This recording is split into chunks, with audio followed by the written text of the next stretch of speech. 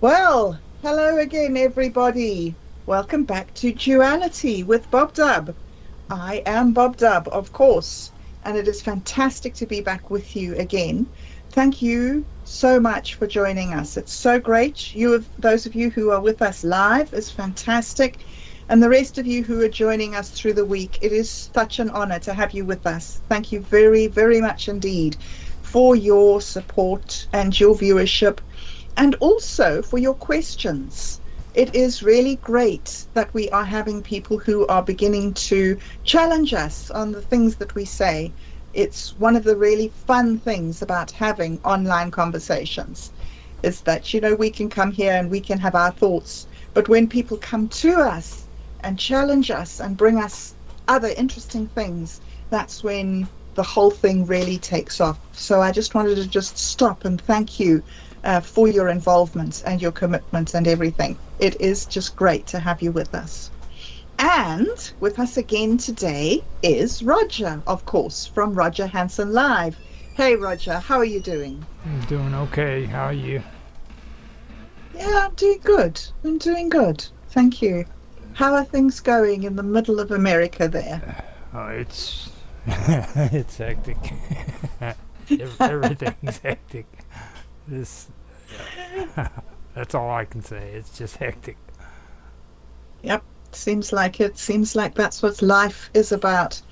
And we have another special guest today. Last week we had Rush of Waves, and today we are very honored to have Chris Dogood from Minds.com back with us again. He will be joining us shortly, and we will introduce him in good time. So just until then, yeah, keep it in mind. It will be Chris Dogood. We call him Do Better. Um, I'm sure you will recognize that reference. Okay, so today we are going to be talking about the duality of nature. If you do have any questions as we go along, do drop them in the comments and we will attempt to answer them as we go along. Otherwise, we will answer them next week. Oh, Reginald. Reginald has just decided to join me. And let me move him out the way before he steps on the speaker. Right. Okay. So, right. The duality of nature. All right. So, Roger, Yeah. we've been talking about a lot about how these forces that we see, these oppositional forces that we see, Hmm. are actually something that works together. They work together to create one thing. And one of the things that I thought that was really interesting that we touched on last week was night and day, and how night and day isn't actually night and day.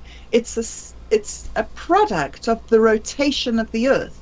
So there's this one holistic force that then causes two separate perceptions. What do you think of that? How do you think that that informs our opinion of duality? Well, when I read up on that right there, that kind of got me interested because I've actually gotten involved with like gardening and planting stuff and everything. So I'm really big on plant life and growing stuff. And when it mentioned duality, it also uh, spoke about what the the duality of that was, and the rotation of the Earth. It creates the duality of day and night, like you said. Okay, but the cycle of day and night, it influences aspects of you know life here on Earth. That includes the Mhm. climate. It includes photosynthesis from plants, and then animal behaviors.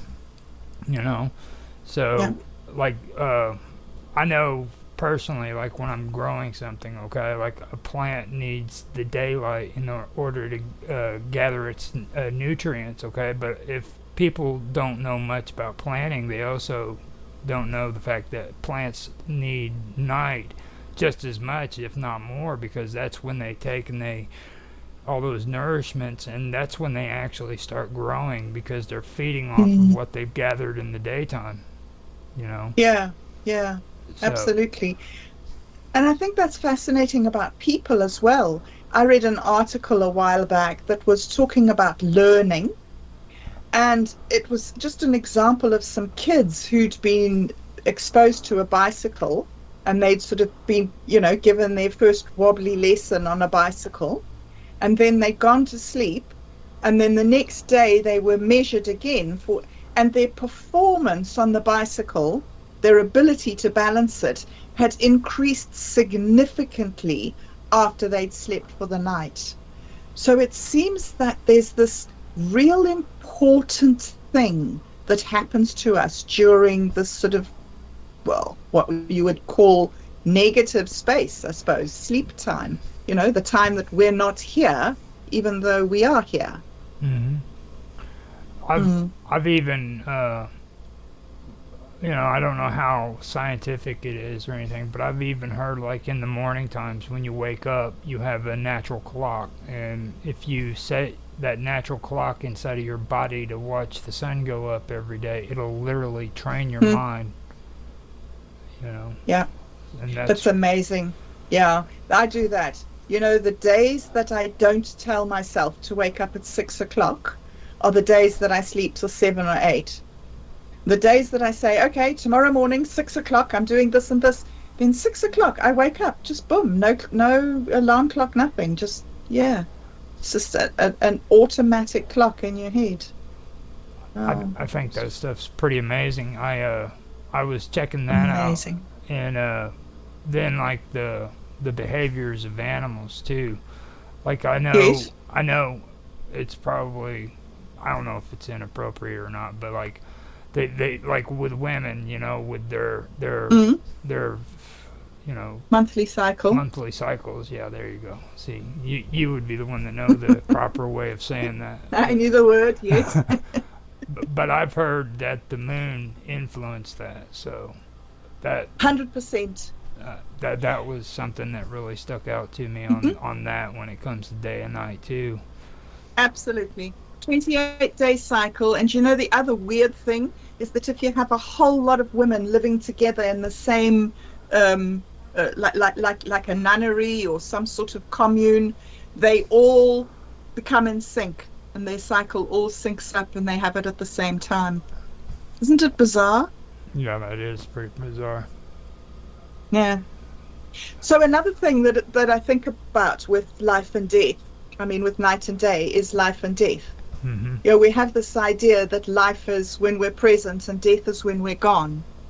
But if there is a correlation between night and day, which is the rotation of the earth, then it could be that there's some sort of correlation between life and death, and that we go into life and then into death and then into life and then into death. hmm Well, when you look at life and death, though, okay, like every living organism, everything on this planet, it's born, and then it lives, and then it dies. Okay, so Mm-hmm. these are inseparable. I mean, that's just basically the law. You know what I mean? That's the way it is. You're born, you live, you die. Mm-hmm. There's no shortcuts. Uh, there's no freaking way of getting out of it. You know what I mean? That's what you do. Mm-hmm. So they're Mm-hmm. inseparable. And that's just the way it is with it. And when I seen that, now that really blew my mind when I thought about it, because like that, and there's no conflict there. You know what I mean? Like Mm-hmm. there's really Yes. there's no conflict whatsoever in that situation. That's like 100% duality. Yes. Yes. And yet it's so so much harder for me to know that in my heart than it is to know that in my mind. Right. 'Cause, my mom for the last couple of days, she hasn't been well at all. And it's just, she's 86. She's going to die. It's not like you can take her to the doctor and she's going to get better. And so there's this thing in me that says, no, it's completely wrong that she should be dying. And then there's this other thing in me that says, this is completely natural. This is how it works. So it's so odd to me that so many of these holistic things are things that we perceive as two things,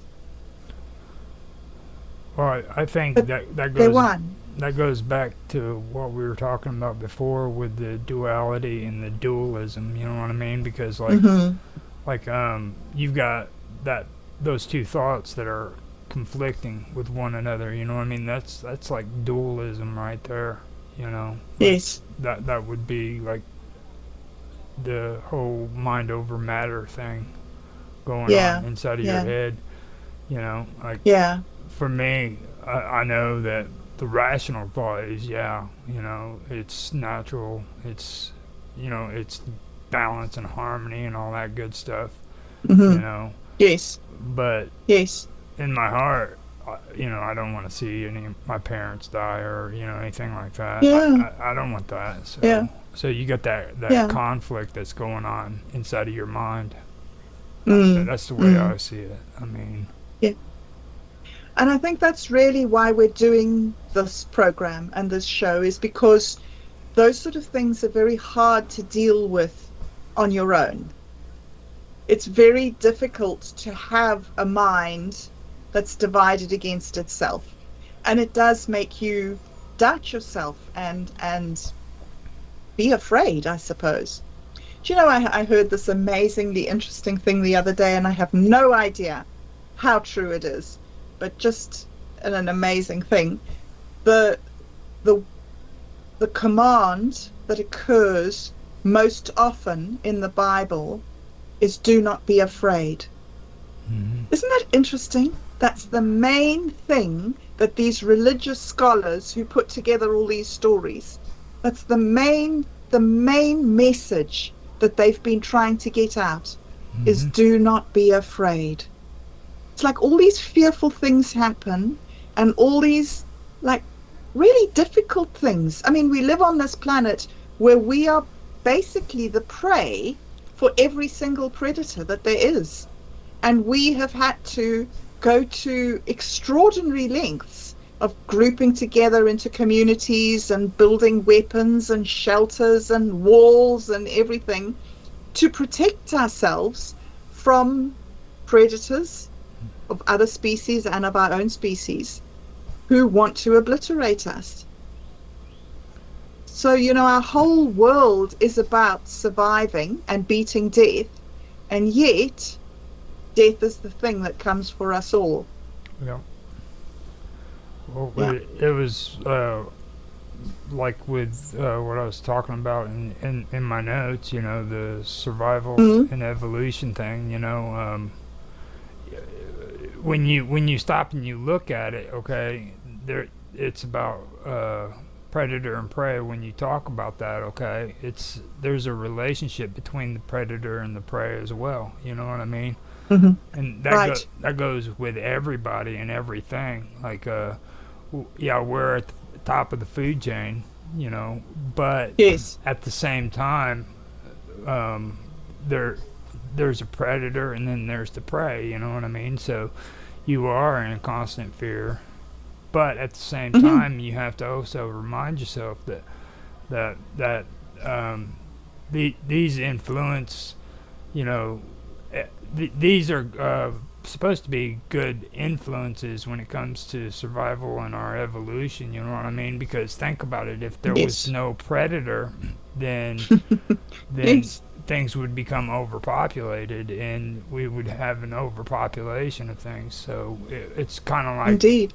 like it it helps balance out the environment that we're living in. You know what I mean? So, Mm, and even though mm. you know that, you're still afraid, and like that right there in itself is kind of like dualism, I guess you could say, because there's that conflict in your mind. You know what I mean? Where you're not Yeah. supposed to be afraid, but at the same time, you are afraid.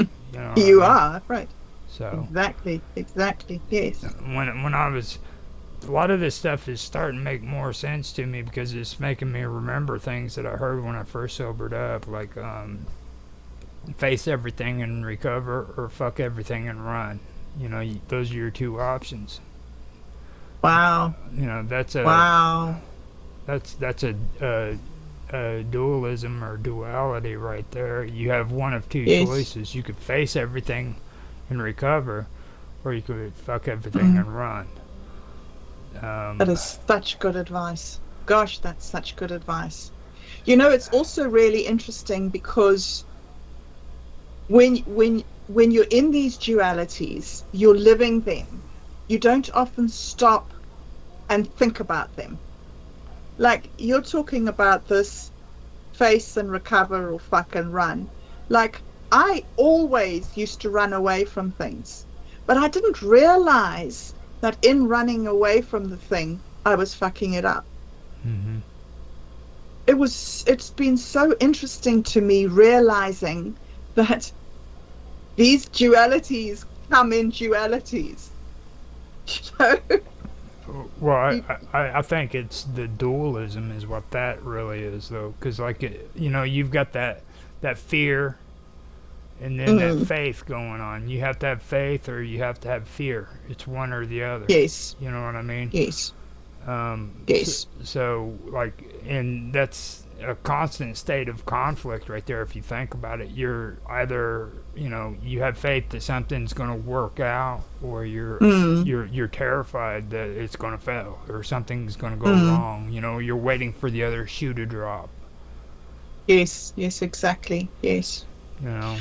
Okay, well, before we go on further, I would like to now go back to introducing Chris Dogood. Chris has been a long-time friend of mine. He is one of the first people that I met on minds.com, and he invited me to join into a conference which was run by a woman who was talking about non-violent communication. And she was fascinating because she says there's two ways to communicate. You can communicate by having or by attempting to have power over the person that you are talking to, or you can communicate by attempting to have power with the person that you are talking to. And so that was one of the first things that Chris and I explored together. And later on, we started talking about his idea, which I find a fascinating idea, of all things are connected.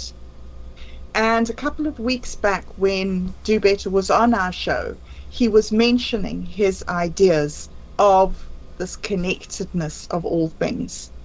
So yeah, Do Better. I'm really interested in you coming along today and giving us some more of your perspective on connection, because I think it's really, really relevant in talking about duality to be able to understand the underlying connectedness and also the duality within connection. So welcome to you, Do Better. Hey, hey, how's it going? It is going very well. It is a gorgeous Hmm, day here. How is it going with hmm. you? Not bad, not bad. Still kind of finishing my dinner. Got a little dessert, Oh, very but nice. Two courses, oh, duality of dinner. yeah, main Uh, course and dessert. so one of the things that one of the times I first heard about your ideas about connection, Do Better, was when somebody was Hmm. talking about aliens. And you were saying there are no aliens, we are only one. So I was wondering if Yeah, you could yeah. maybe like jump in and give us a little bit of your perspective on the connectedness of all things. Well, I mean, it's something that I've learned through the process of just exploring our world and thinking about all the things, and then some books that I've read that led me on to that belief. Neil Donald Walsh being Mm, one. Marshall Rosenberg with the nonviolent communication. That's another. I mean, it's it's all about how we process it in our minds, Hmm. and then we experience it in our world. Right. So why is it important to believe or to have this understanding of the connectedness of things? What does it bring to our perception? um, Sorry, I was getting interrupted here. Can you repeat that? Oh, I was just saying the idea of connection gives Hmm. you a new way to think about things and to look at the world. In your perspective, what do you think viewing the whole of creation through this lens of connection? How do you think that it changes our attitude to the world? Oh wow. Well, I mean, I was reading something that Yvette or Yvette Hmm. she sent out an email about the whole nonviolent communication. It reminds you about Marshall Rosenberg and how he saw the world and how he tried to help others see the world. And instead of seeing them as enemies, you see that they're just like you. They're having their internal uh, pains and worries and issues, and their needs aren't being met. And if you are able to see through the seeing a person as a them instead of Right. a them, it's your brother, Hmm. your family. And us. Yeah, and then connect with that person to see what needs are not being met. Mm. And yeah, it can turn around years of neglect with one person.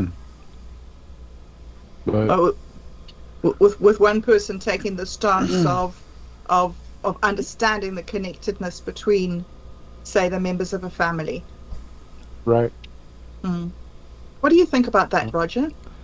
Well, like what he's saying there too, I think the most important thing for people to understand too, like this isn't like a big subject either. Like it is about everybody being connected, but you have to deal with these kind of situations on a personal balance or level. You know what I mean? So there's that duality going on right there.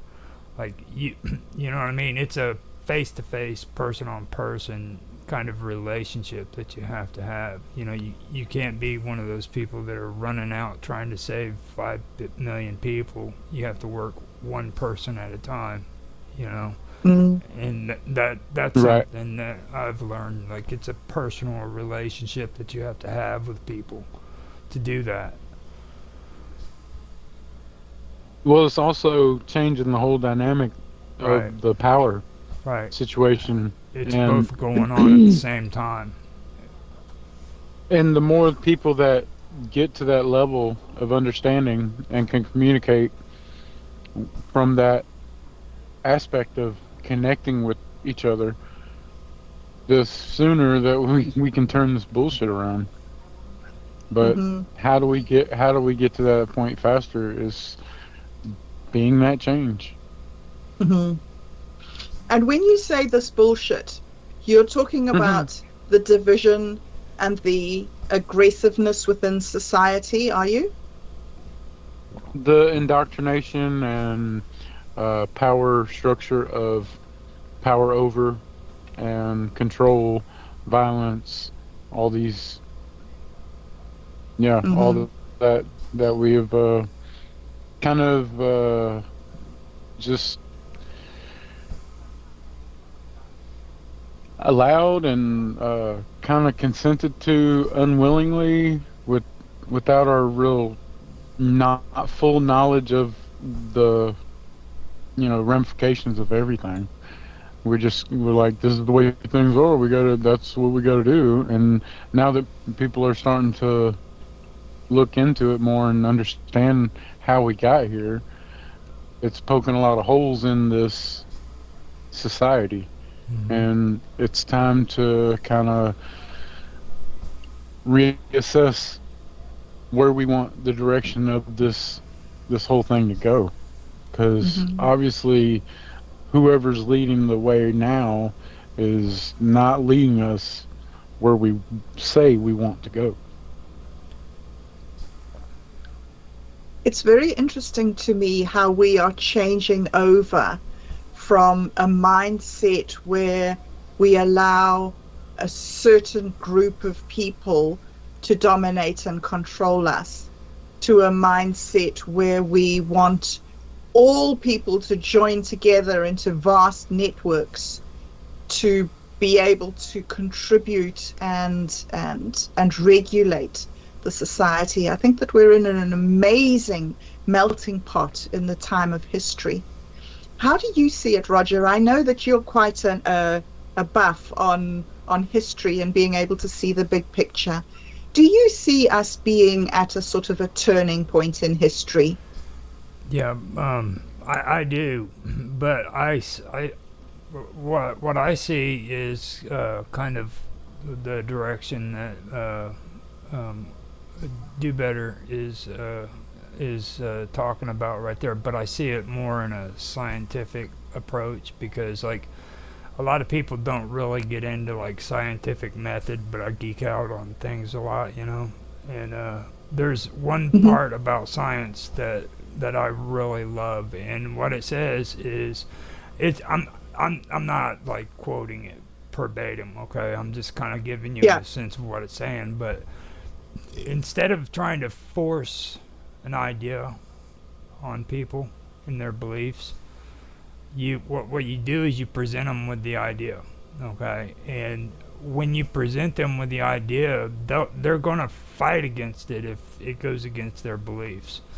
But if that information that you provide to them is solid and they honestly freaking listen to you, then they're going to see how ridiculous their ideas are. And eventually they will come around on their own time, at their own time, on their own time limit. You know what I mean? It's not going to be forced upon them.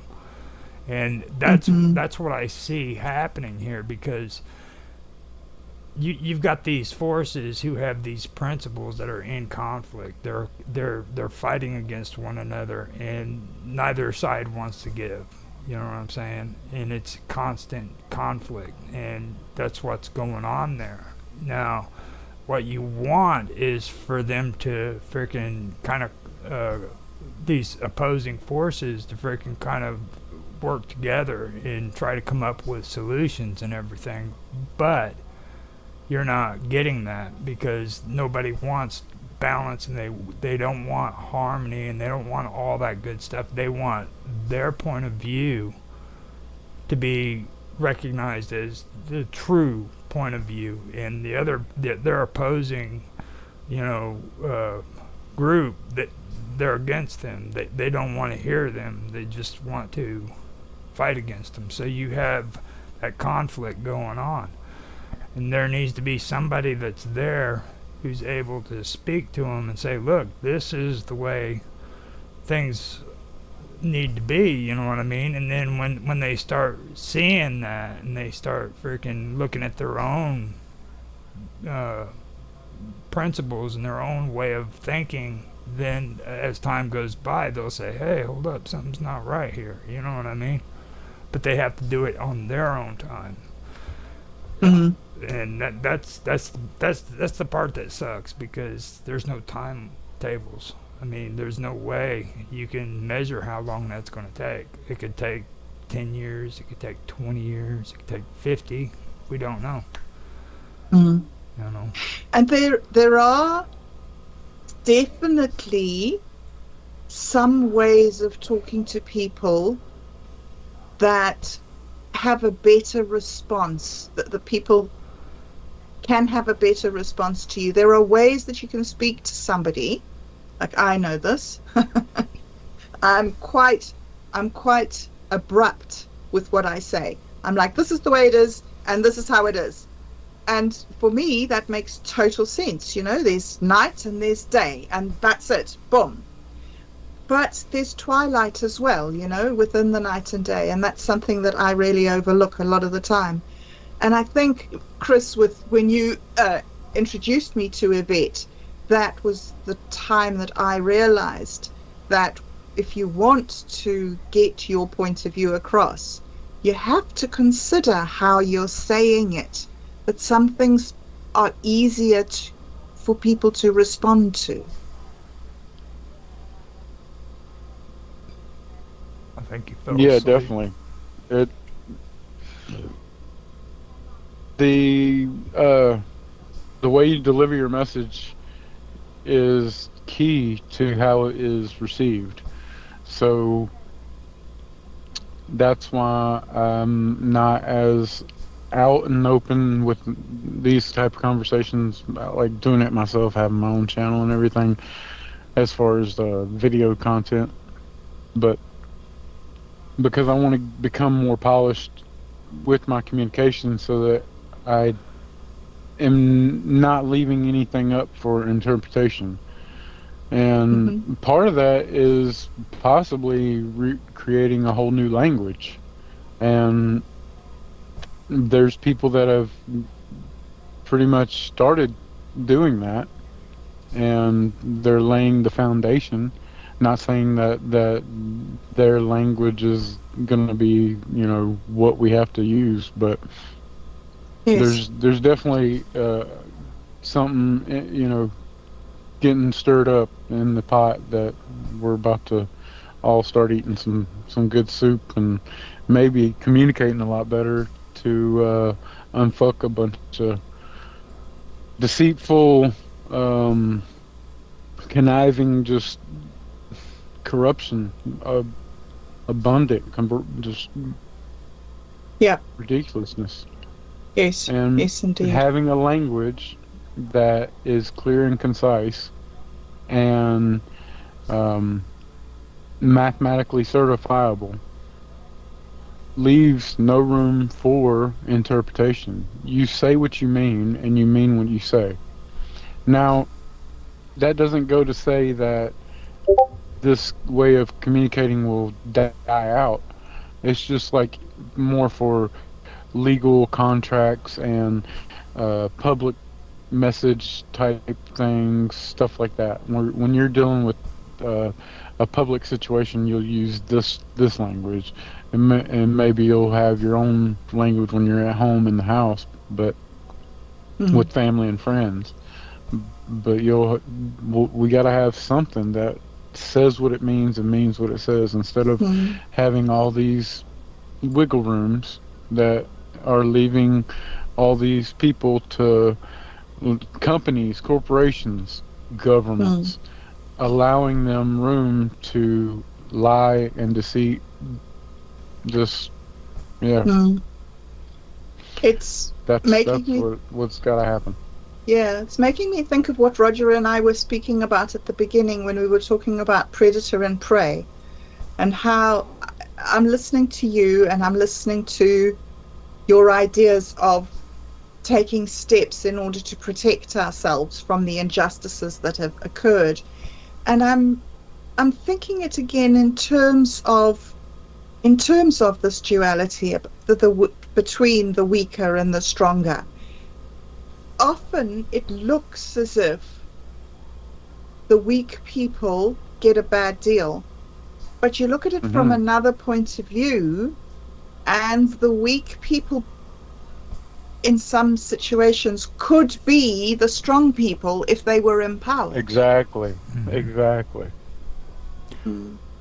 And that is the case, because the power that the weak people right now have that they aren't realizing and utilizing eclipses all this power over structure. And as soon as we figure that out, Mm. like the whole ants movie scene where Yes. Uh, Hopper was talking about, oh, you're gonna let that one ant push this around? No, who cares? It's just one ant. Well, Hmm. when the rest of them figure it out, it's gonna be the Yes. end of our food situation, end of our uh, cattle. That's what we Yes. are, tax cattle. We're just making a bunch of money for them, Hmm. Hmm. so they can push us over the hill like lemmings. Yeah. True. Tired of it. I'm tired of it. Mm. And I know a lot more people are, and the only way to do something about it is to learn to communicate better and help, help bring about a way that is more and clear and concise form of Mm. communication. Mm. How do Yeah. you respond to that, Roger? Do I you see a possibility of that happening? I think for that to happen, people need to realize who it is that they need to reach out to.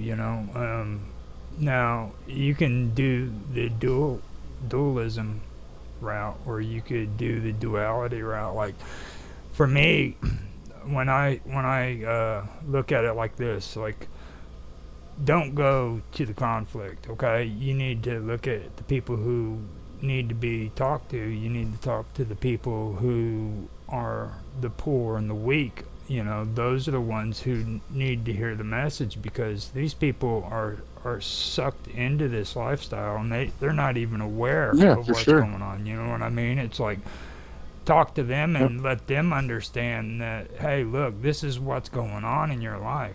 This is why you're having such a hard time, and this is, because you have these predators that are out there that are preying on you.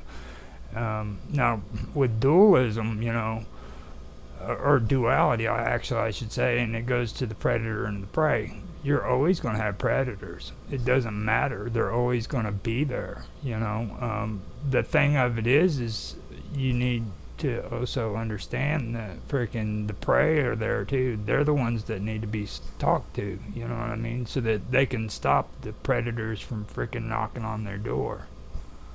You know. Yes. Yes. Yeah, And, the prey have to become the predators, basically. you know it's and I it's hard to get people to understand that message. You know what I mean? They don't really want to hear that. They want to root for their hero. You know what I mean? Because their hero is going to save them from their problems. And the truth is we're going to save ourselves from our problems, maybe together, but we have to, it's something we have to do on an individual basis. I can't sit back and wait for somebody else to do the job for me, you know. Hmm. So, Hmm. Hmm. and I really think that Be the change. yeah, I, I think that is one of the biggest problems in today's world, you know. Mm. Mm. So, do better. How do you think we change? How do you think we come together? I mean, you talk about we're all joined, but in terms of what we're talking about now, we're not yet all joined. We have the potential to be all joined. We all connected, maybe is a better word, but we're not yet. What do you I think think, we I need? think, I think, world projects like going to space to Mars. That's going to be something that helps get us Mm, there because we're going to have a whole new landscape to be able to create a whole new way of doing things, mm, and that could lead potentially lead to who knows, like, wow, look at the way this is going over here. Let's try to recreate it here. mm, And then see little pockets growing to eventually we have a whole new system. And maybe it's led on love instead of hate and fear and all that. mhm. The good of corruption type shit. humanity. Yeah. The good of humanity. Yeah, yeah. Okay, so I want to take a little bit of a little bit of a different direction now. And Roger, uh, another thing that we wanted to touch on today, and I thought that you could maybe elaborate on it for us from a scientific point of view, is the Mm-hmm. concept of buoyancy, which is actually a fascinating Mm. way of thinking about our own power in the world. So maybe you can just give us a little bit of a sort of scientific background to what buoyancy is. Okay. Well, do you mind if I kind of give a little background on why we're talking about this though? Because No, absolutely. okay, No. so last week Yeah. after we did the episode, we had me, you, and Russell Waves were having a conversation, which really we should have been recording it because it was even awesome. That conversation was like, Yeah. and he started talking about bees, man, and like I was first he came in and he started talking about electricity, which was really cool. And then he started talking about bees, so I went on and I started doing some research because before we ended it, I said, "Well, I wonder what buoyancy, if it would have anything to do with duality." And I went on and did some research and found out it did. It was actually buoyancy when it comes to physics. Duality of buoyancy is the fundamental principle in physics. It's crucial for understanding various phenomena in nature and technology, such as like floating of ships and diving of submarines and stuff like that. So that's the one thing I found out about, and I was I mean I know like basically how water works when it comes to buoyancy and everything, and how weight determines if something sinks or if it floats, but it went on to explain a lot of it. It says that in a sense, buoyancy exhibits a form of duality between the interplay of the weight of the object and the weight of the displaced fluid. So the weight of the object that you put in the water, if that weight is lighter, then the water will surround the rock and it will it'll displace, or it'll add weight to the water, which will make it float. Okay, now Hmm. that is considered upward force, and it exerts in the fluid, and it creates greater weight than what the object is. Now the opposite is negative buoyancy, and that's sinking. Okay, and that's the opposite of it. So if the object is heavier, it'll sink. And Hmm. according to that, that's an aspect of duality. Just like we were talking about hot balloons, or no, helium balloons, it would have the same setup when it comes to buoyancy as well, because of the weight of the helium versus the weight of oxygen. And there's a duality Right. there. Hmm. So, And I think that's a really fascinating example because we need both things, like you were saying about night and day. We need both the ability to float and the ability to sink for different tasks. It's not like one thing is better than another, or one way is good and the other way is bad. They just are. These, you can either go up or you can go down. Doesn't mm-hmm. mean that it's right to go up or it's wrong to go down. It just is that you can go up or down. And I think that's the same thing with communication. Do better. What you're saying is there are two different ways that you can communicate. One where you can put people off or put them in their place or have authority over them, and one where you can include them and bring them in. It's almost as if the sinking and floating thing is a part of our interaction with other people, don't you think? Yeah, for sure. crazy cat. Drive me. Definitely different buoyancies on the Let me go let the you cat know, out. the way a conversation goes. Yeah, yeah. And Some people abilities some people the conversation just sinks, and some people it goes up. goes up. Yeah, It's just yeah. yeah. And sometimes you want the conversation to sink. You want to use techniques that make a conversation go away. Right, right. So I think that one of the things for me with this investigation into duality is learning our power in being able to manipulate these, what we're calling forces. Do you agree Yeah. with that, Roger? Do you think that it's about personal empowerment?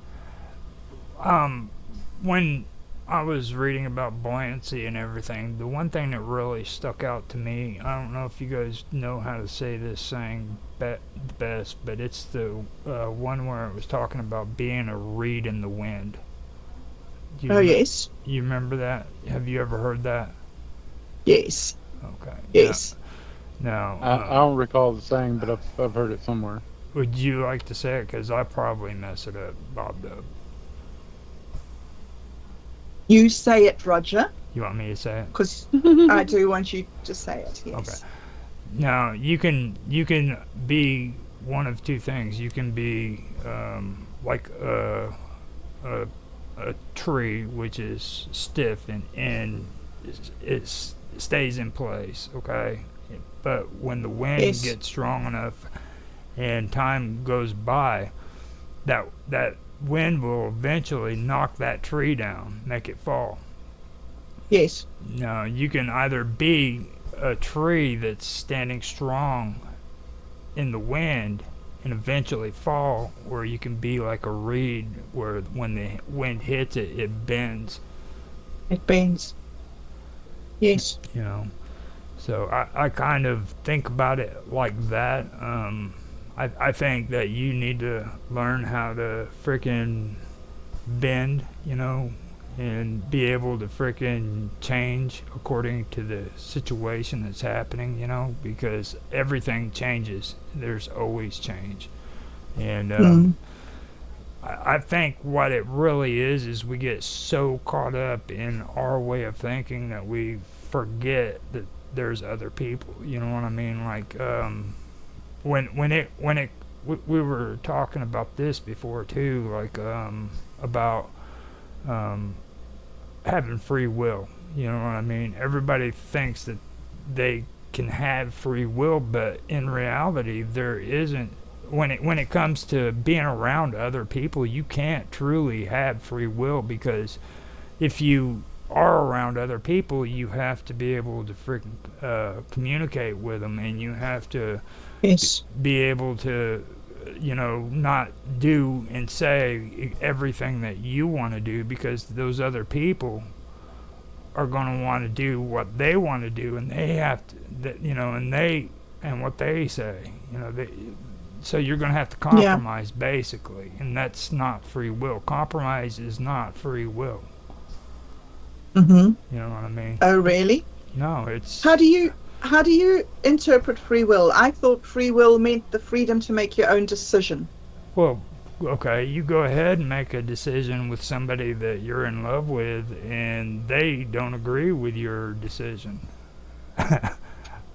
But that's what free will is, isn't it? Free will is when you think that through and you realize that that person's not going to agree with you, so you decide to do something No, that's a that, compromise. yes, That's a that's your free will. That's your free will to compromise, isn't it? It's your choosing the attitude of compromising. free will is me wanting to do what I want to do when I want to do it. You see what I mean? Really? I want to go down and I want to get a cheeseburger. I don't care who friggin' has a problem with it. That's Hmm. that's what I'm gonna do. You know what I mean? Hmm. Even though I got freaking high blood pressure, my doctor is telling me I shouldn't freaking eat cheeseburgers, and I got a wife that's freaking upset with me because I keep eating junk food that I shouldn't be eating. it's not Yes. me. I'm just using it as an example. You know what I mean? Yes, sure. But Yes, sure. that's free will. You see, Hmm. I'm exerting my will to do whatever I want to do.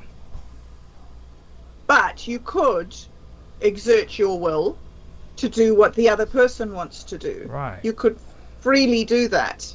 You could just choose to not put yourself first. Because you're taking the consideration of another person into you Yes. know what I'm saying? You're stepping out of yourself and you're allowing somebody else's feelings to freaking be more important than your own. Because Mm, what it comes down to is selfishness and selflessness.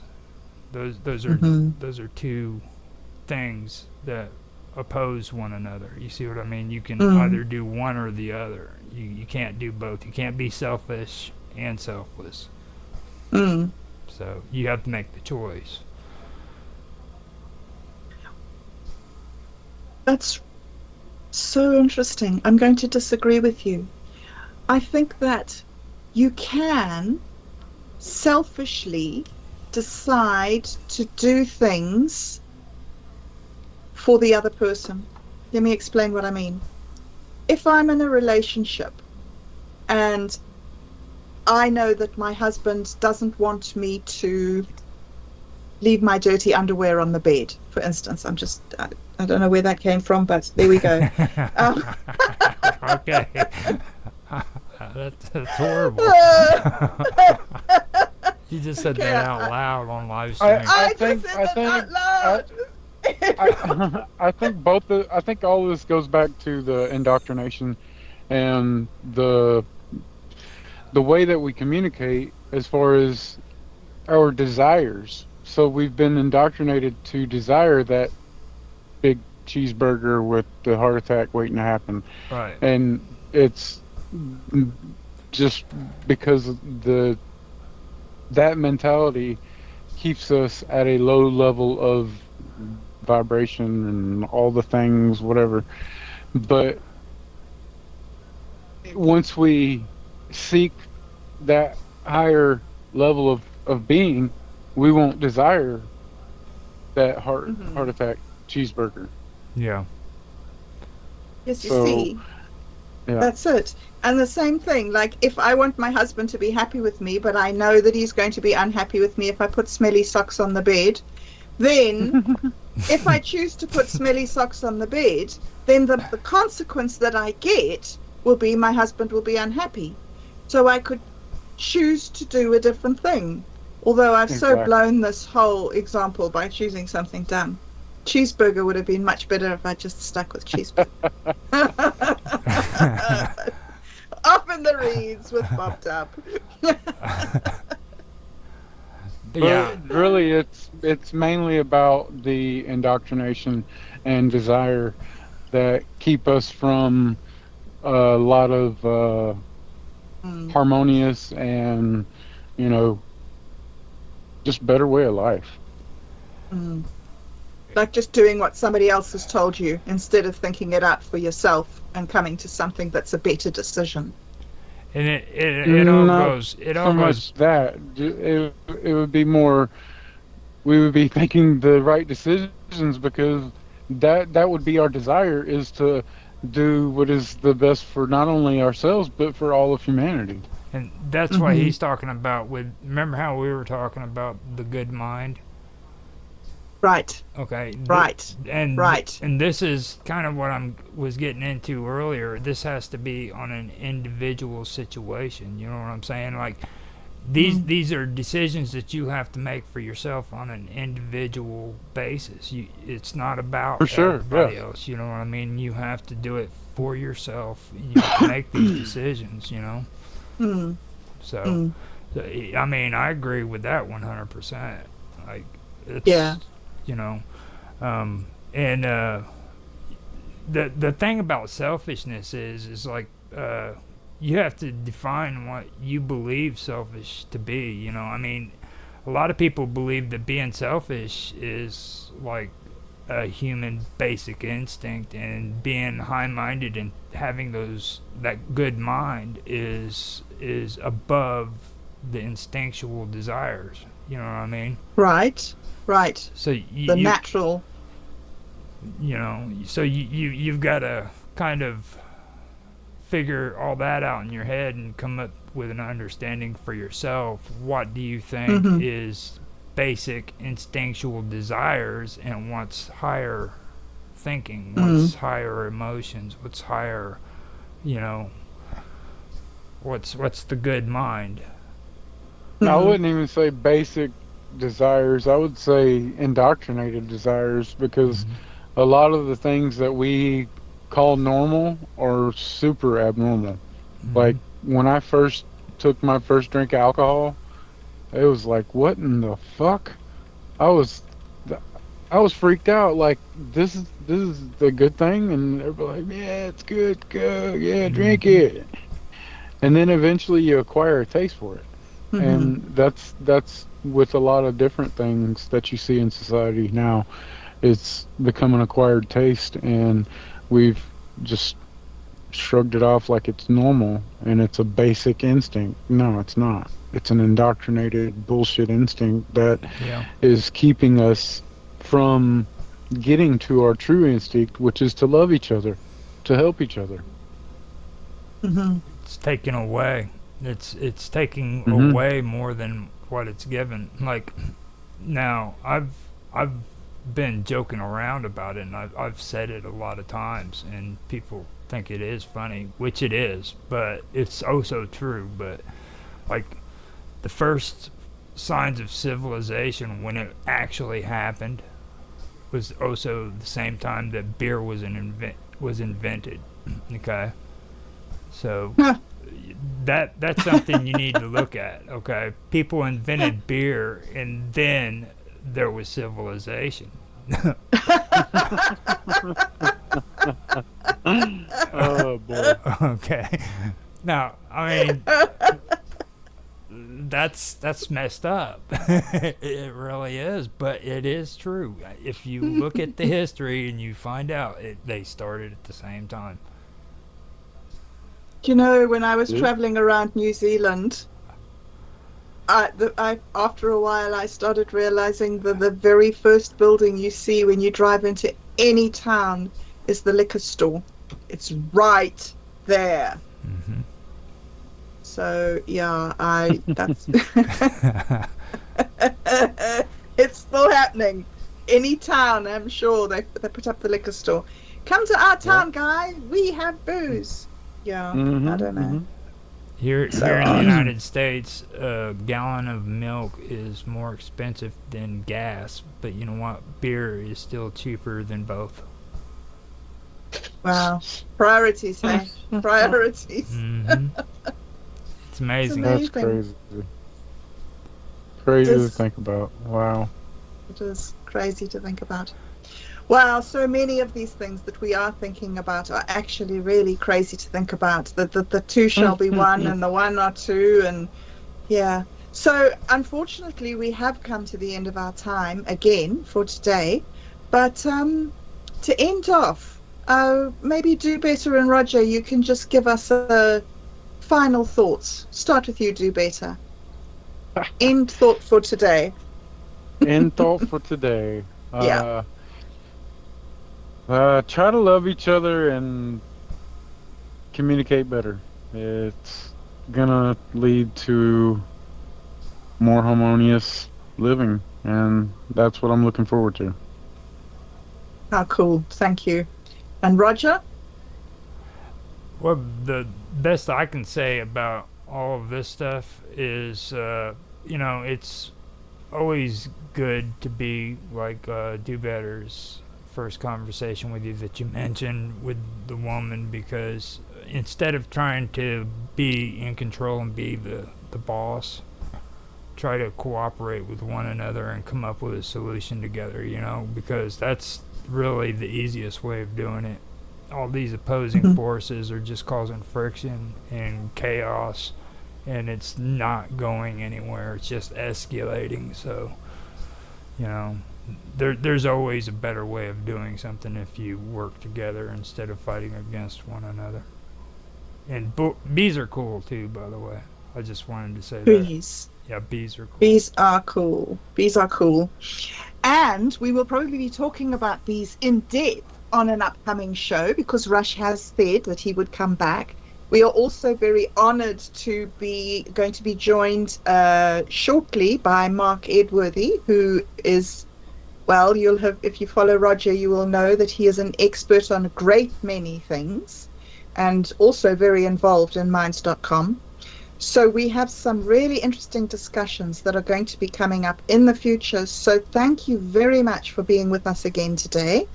Thank you for all of you who tune in and who take in what we say. It's really great. As I said at the beginning, we're really, really honored to have you with us. And final message for today is love each other. Until next week. See you then. Bye bye.